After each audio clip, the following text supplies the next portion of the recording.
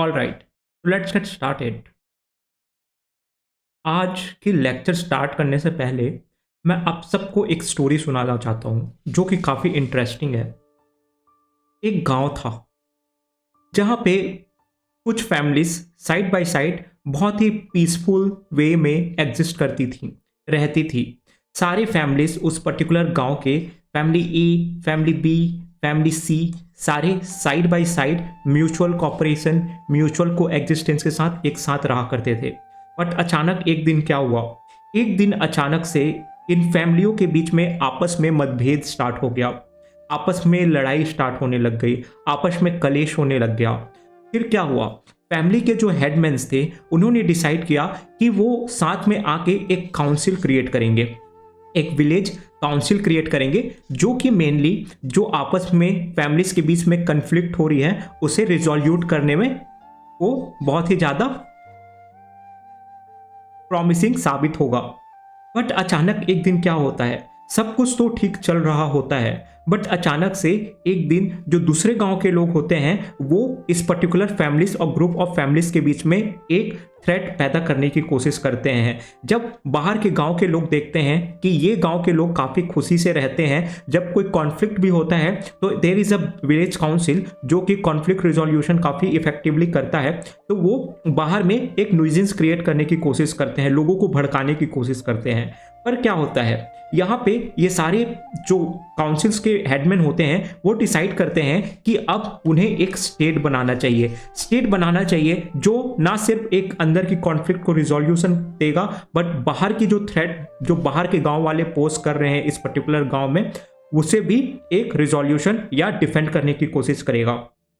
तो ये जो गांव है, जो ये गांव है, उस गांव में जो भी एक्सटर्नल थ्रेट होंगे या फॉरेन थ्रेट होंगे उससे भी ये स्टेट डिफेंड करने की कोशिश करेगा, ताकि ये इस पर्टिकुलर गांव की, इस पर्टिकुलर फैमिलीज की और कम्युनिटीज की पीसफुल हार्मनी बरकरार रहे।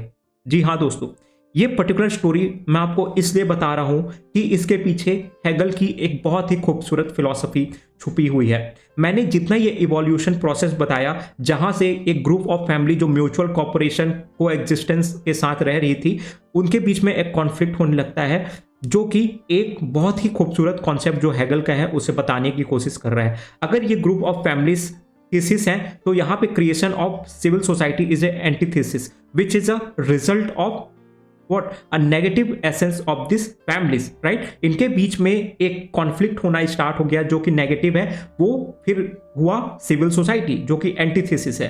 फिर ये फैमिली दैट इज थेसिस और antithesis that is civil society, ये दोनों मिलके एक स्टेट बनाएंगे that is synthesis, that is pure, that is absolute.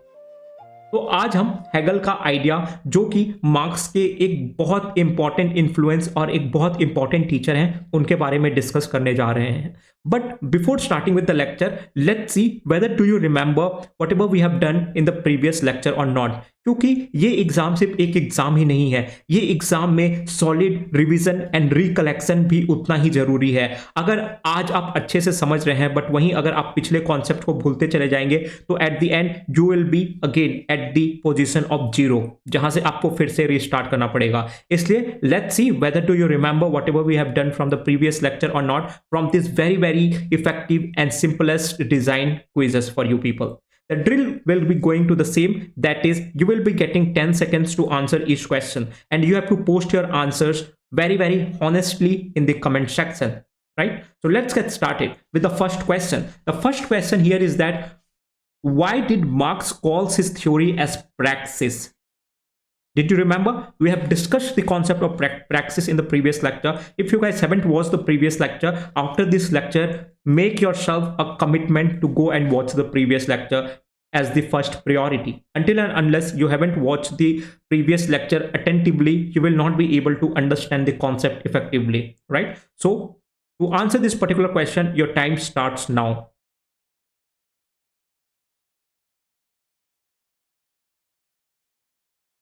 All right, we are done with the time. I am hoping that you guys are also commenting your answer simultaneously. So let's see the answer for this particular question, and answer is because it is action based, it is called as praxis. Remember the concept of phronesis from Aristotle? Phronesis, he has also propounded a kind of similar terminology when it comes to action based theory, right? A pragmatic approach where just understanding or developing a theory is not going to accrue any benefit until and unless there is an action which is a resultant of that particular theory. सिर्फ ज्ञान हासिल करने से कुछ नहीं होगा until and unless we apply those ज्ञान in the ground reality, right? And that is how the utility of the knowledge is applied on the ground factors, on the ground reality, right? And that is what Marx also propounded. Just having a theory is nothing but a false consciousness. It is just for the appeasement of the poor. Until and unless we bring that particular theory into the action, that theory is going to accrue us nothing. There is no utility of that particular theory until and unless we bring that particular theory into the action. And this is what the entire theory of Karl Marx is based upon, right? So let's see the next question. According to Marx, the socialism that existed before him was Fabian, utopian, scientific, or market socialism? Your time starts now.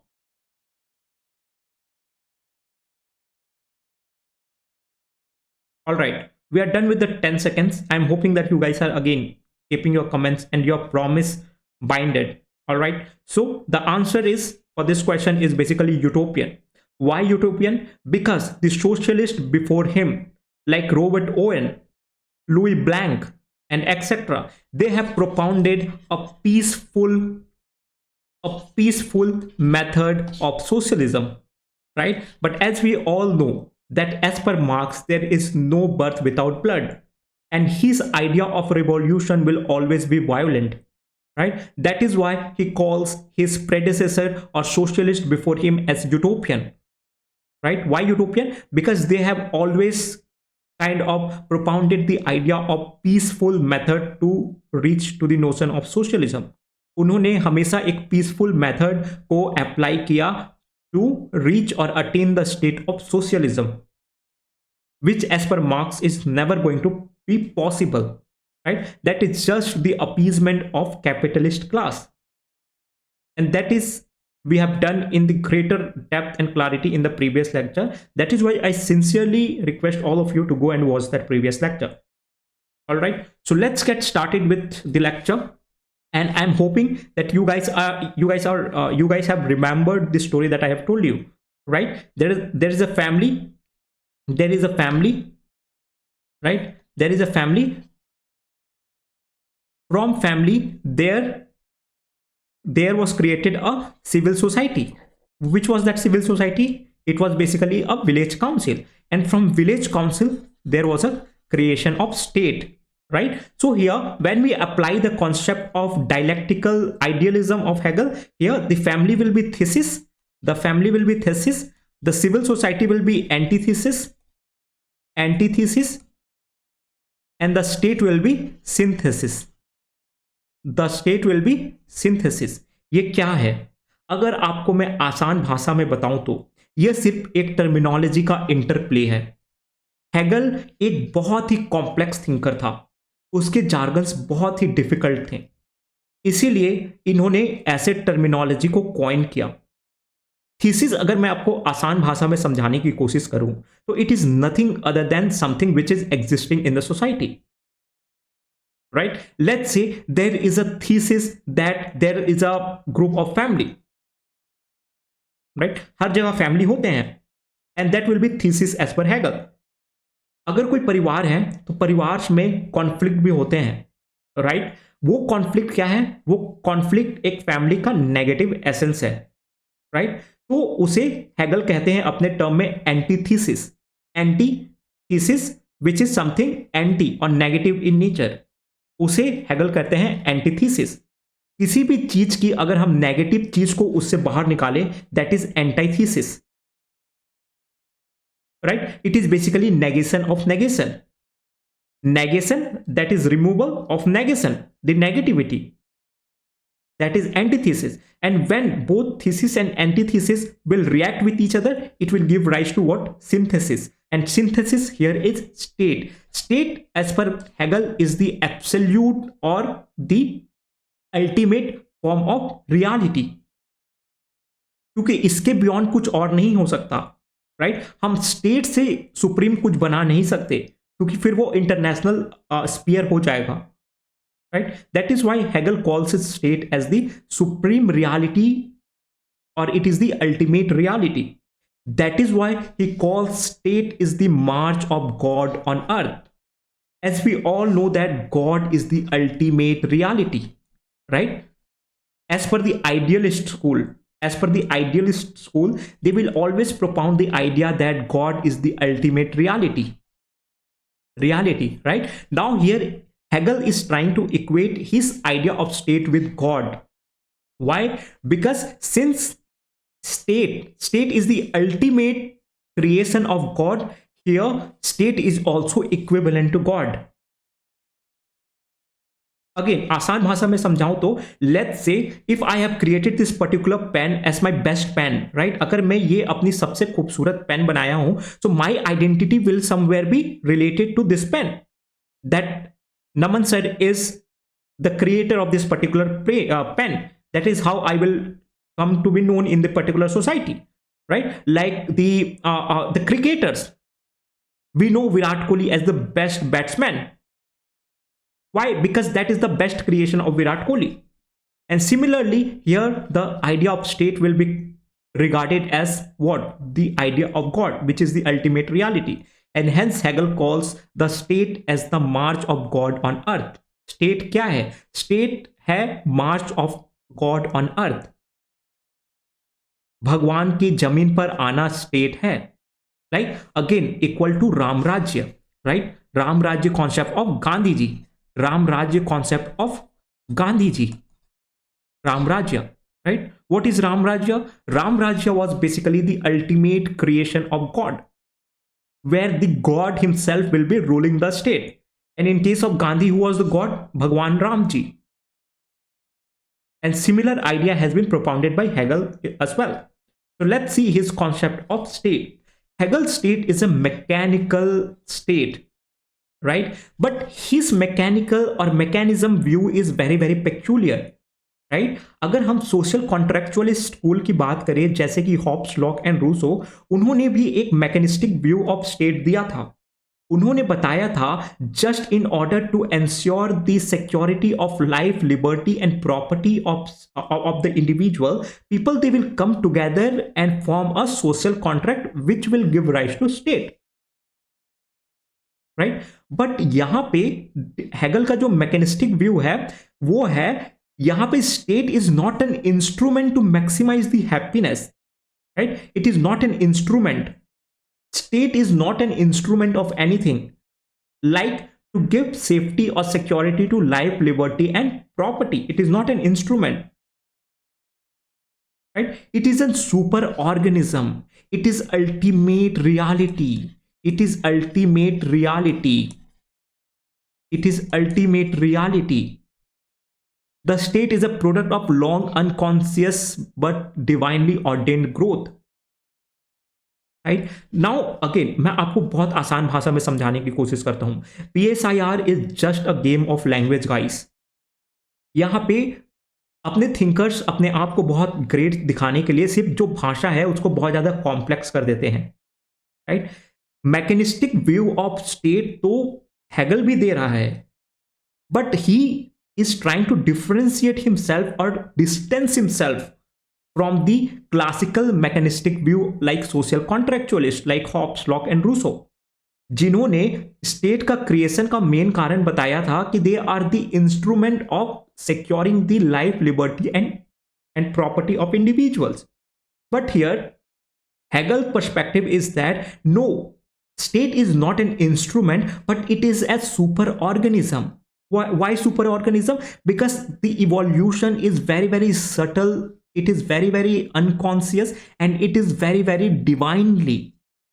अगर इंसान social contract में ना भी आए, फिर भी एक ना एक दिन वो इवोल्यूशनरी प्रोसेस के थ्रू स्टेट बनेगा. क्यों स्टेट बनेगा? क्योंकि state is the ultimate creation of God. जैसे कि भगवान ने पेड़ बनाए, पौधे बनाए, पहाड़ बनाए, नदियां बनाए, इंसानों को बनाए, जानवरों को बनाए, राइट? वैसे भगवान को एक ना एक दिन स्टेट को भी बनाना था। क्यों स्टेट को बनाना था? क्योंकि state will be the ultimate creation of the God, and this is what Hegel is saying, right? दो state is the creation, but state is not an instrument to maximize the happiness or welfare of the people. State is natural creation. State is the super organism, right? Again आप इसको एक बहुत ज्यादा evolutionary के perspective से देखिए, एक evolution के पर्सपेक्टिव से देखिए। जो social contractualist Hobbes Locke Rousseau एक पर्सनल मीन्स के लिए to secure life, liberty and property of the individual के लिए स्टेट को बनाया था, यहां पे हेगल सिंपली ये बोल रहे हैं कि अगर लोग आपस में आकर स्टेट भी नहीं बनाते लेकिन भगवान स्टेट को बनाते, अगर लोग स्टेट नहीं बनाते लेकिन भगवान स्टेट बनाते, क्यों? क्योंकि it is the ultimate creation और ultimate evolution of the God, right? Hence he is saying that the state is not the outcome of any contract. Hegel's state was not real but highest form of reality, right? Despite it is being not real, right? क्योंकि इसकी state of nature में, इसके state of nature में जब सब mutually piece and harmony में रह रहे थे तब there was no state, but gradually क्या हुआ? देयर वाज कॉन्फ्लिक्ट अराइजेस, जिसके कारण से लोग सिविल सोसाइटी बनाए, जैसे विलेज काउंसिल जो स्टोरी में मैंने आपको बताया था, right? They have created the civil society, then ultimately वो फिर इवॉल्व होके क्या बनेगा? वो स्टेट बनेगा, एंड वो इवोल्यूशन नॉर्मल है, वो इवोल्यूशन यूनिवर्सल है।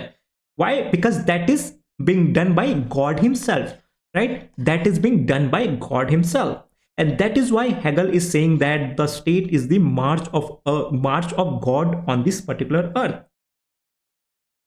I'm hoping that you guys are understand the concept. Understand the concept. It is very, very simple. It is just about understanding the concept, neglecting the words. Don't get apprehensive by looking at the terminologies. Terminologies might be difficult, but once you understand the concept, it will be super easy for you all. I can assure you that.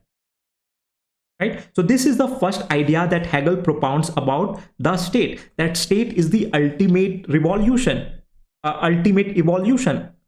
It is the most realist existence. It is highest form of reality. That is why state is a march of God on earth.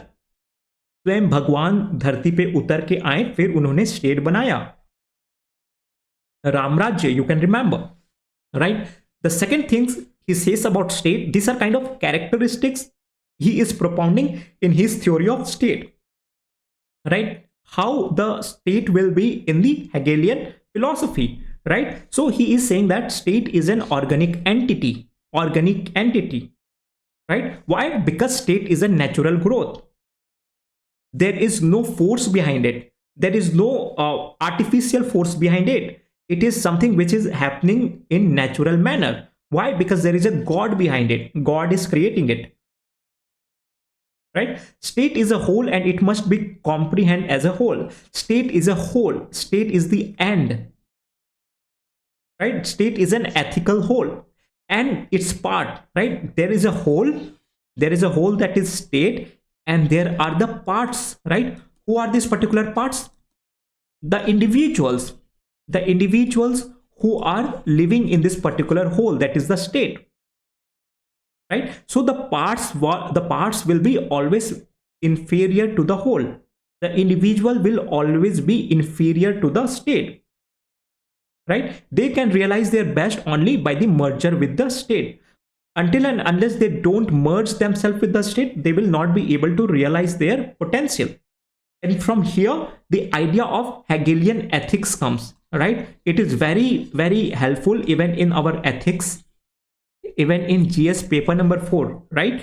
According to Hegelian ethics, the idea which comes here is that the service or the action of individual which is leading to the service to the nation, which is leading towards the service of the nation, which will be considered as the highest ethical action. हमारा जो भी काम या कर्म अगर वो राज्य की सेवा के लिए समर्पित है तो that will be considered as the highest form of ethical action as per the Hegelian ethics. Why? Because as per Hegel, जो ethics है, जो Hegel का state है, that is the whole, that is the ethical whole, and we, the individuals, are nothing but the parts of that particular state. And if we contribute our action for the betterment of the state, for the promotion of the whole, then our action will be regarded as an ethical action. If our action is contribution towards the service of the nation, then our action will be ethical action. So remember this Hegelian ethics as one of the determinants to decide the ground upon which the rightness or wrongness of an action can be decided. If any action of the individual which is leading towards the betterment of the state, then it will be considered as the ethical action, right? So for example, हम सारे civil servants बनना चाह रहे हैं. क्यों हम civil servants बनना चाह रहे हैं? Just for the service of the state. And हमारा civil servant बनने का desire he will be considered as an ethical action as per Hegelian ethics. Why? Because we are striving, we are working hard each day in order to serve the nation, serve the state. And that is how the idea of Hegelian ethics also comes in, right? The state is again organic entity, right? Until and unless the individual is working for the state, his action will be considered as ethical, right? But once the individual gets isolated from the whole, isolated from the state, then he is useless. He is directly, Hegel is directly saying that if the individual, अगर एक इंसान अपने काम से state को सर्व कर रहा है, then he will be good, he will be useful. But once the individual isolate himself from the state, he will be useless. All the worth which the human beings possess is possessed only through the state, right? Because state is our ultimate identity. Always remember this, right? State is our ultimate identity. There is no super identity than us being Indians, right? Us being Indians. उससे बड़ा हमारे लिए कोई भी identity नहीं हो सकता, right? That is why here the utility, the usefulness of individual is determined from him or from us being associated to the state. Right? What do you guys think about this particular thing? You guys can let me know in the comment section. Do you really think that this identity of state is our ultimate identity? Or is there any other form of identity which can be even superior to this identity? Isn't it very interesting? Did you guys thought about it before? Right? Did you see the movie that is Chak De India? When Shah Rukh Khan he first meets or encounters the number of like players in his team who will be going to represent India in the hockey league, and once in the introduction they all when they introduce themselves, they basically tell them from the respective states from which they are coming from Jharkhand, Odisha, and etc. But no one's tell them that they are Indians, and that is what Shah Rukh Khan brings forward.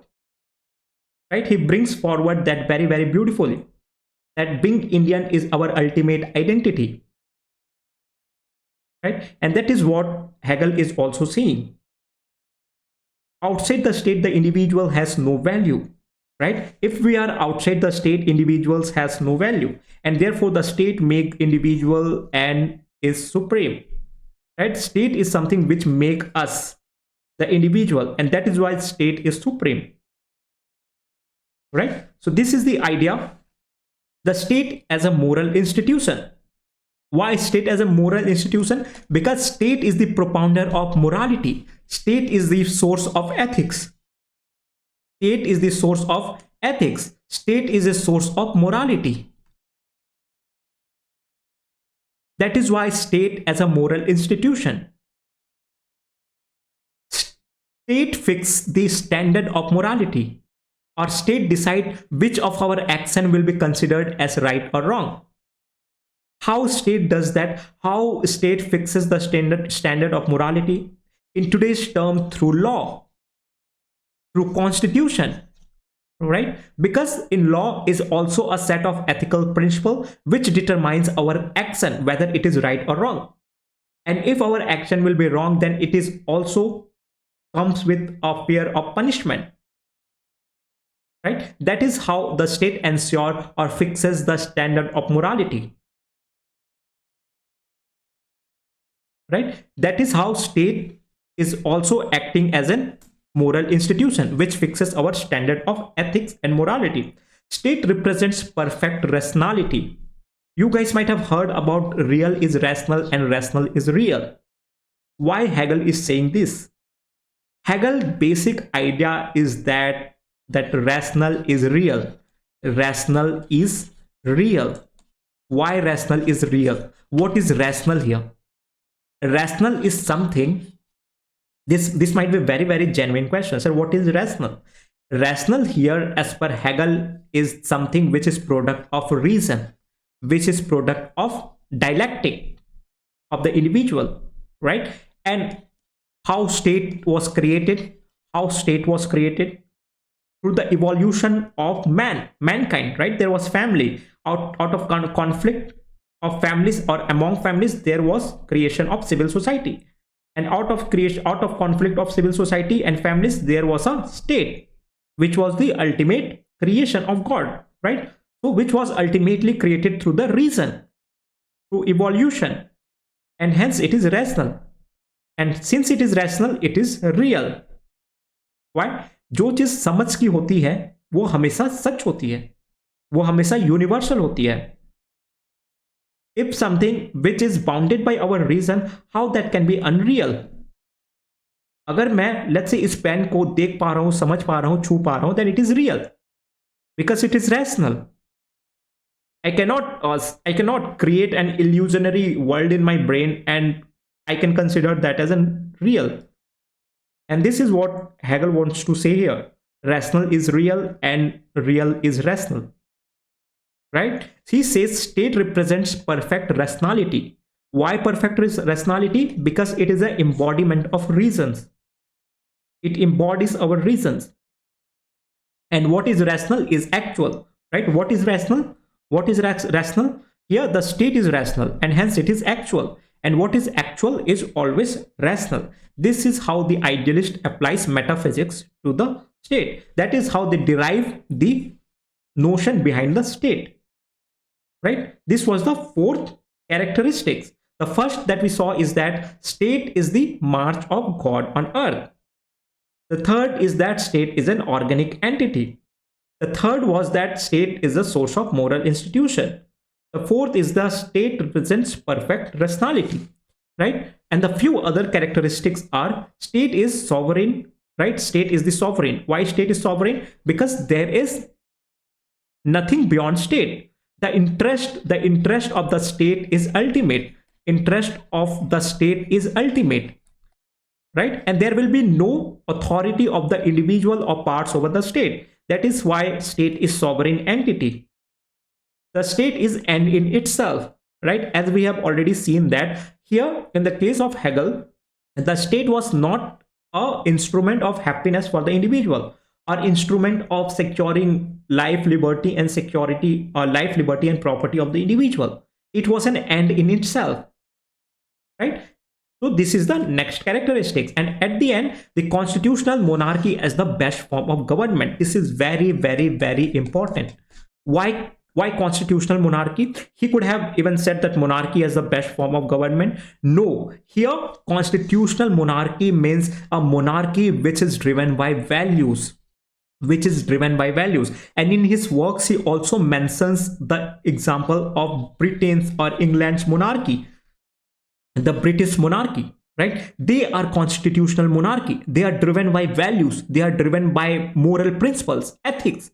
Right? And he says that in contrast to Plato, who given the idea of philosopher king, he says that even the philosopher king might get corrupt, right? Because why even the philosopher king can get corrupt? Because power corrupts and absolute power corrupts absolutely.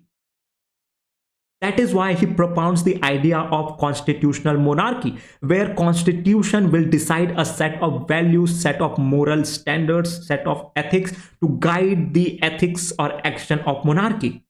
And that is what a constitutional monarchy is, which is, as per Hegel, the best form of government. I'm hoping you guys are getting it, right? How beautiful it is, isn't it?